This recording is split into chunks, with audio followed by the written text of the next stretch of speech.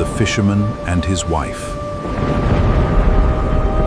Imagine having a device that could grant you anything: a new house, $1 billion, complete control over the world. How long until it destroys your life?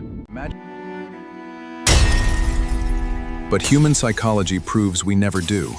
We are hardwired to always want more than we currently have. Hundreds of years ago, a story was recorded about this exact trap. It's not a simple fairy tale. It's a chilling psychological breakdown of infinite greed. Our story begins on a cold, lonely wife, Ilsebil, in a miserable, cramped little wooden hovel right by the sea. Day after day, the old man sat in his tiny boat, casting his line into the water, waiting in the absolute silence of the endless ocean.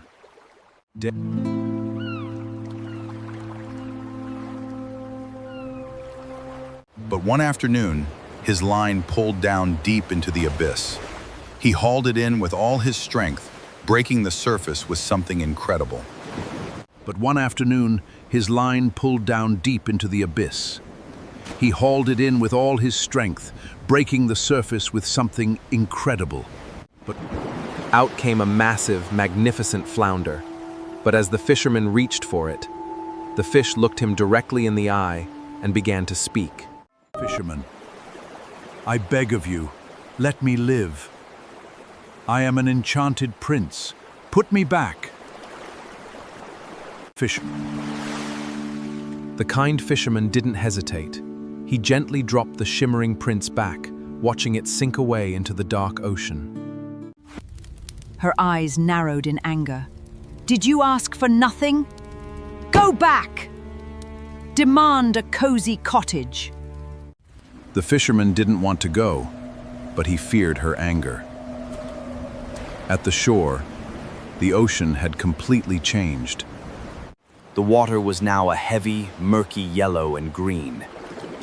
Small, choppy waves slapped aggressively against the stone cliffs.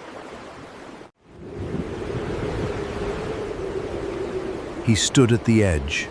He stood at the air! He stood at the edge. Flounder, flounder in the sea, come I pray thee up to me, for Ilsebil, my willful wife, does not want the fisherman's life.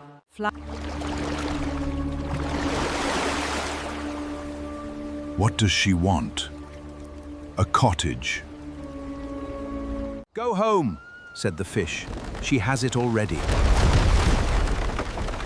He turned back to find their hovel completely replaced.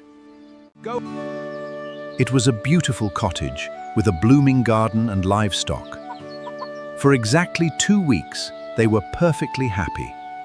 But wife, he pleaded, the fish just gave us this home. Go!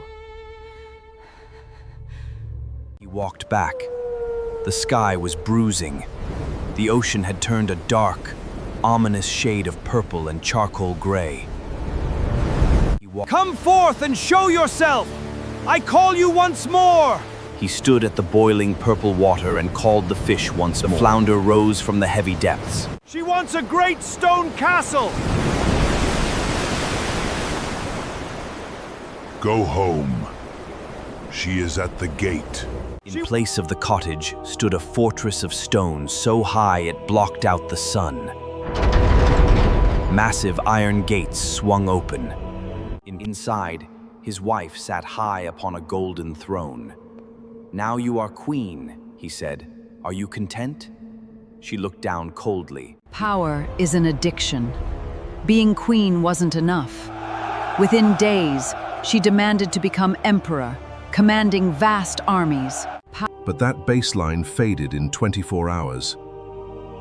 Next, she demanded to become the Pope, holding the keys to heaven. The fish granted it all. The fisherman watched in horror as his wife sat surrounded by thousands of candles, completely alone. She wasn't happy. She was frantic, sleepless, consumed by a desperate rage, because there was nothing left to conquer. She stayed awake all night. As the morning sun arrived, she realized something that enraged her. She could not control the dawn. She screamed, "I want to be exactly like God!" The fisherman begged her to stop, but she threw him out. As he ran to the shore, nature itself began to break apart. Trees were ripped from the ground. The sky turned pitch black, torn apart by flashes of jagged, violent lightning. The ocean was a roaring, boiling, midnight black abyss, throwing waves as tall as mountains directly against the bleeding sky. He screamed the chant.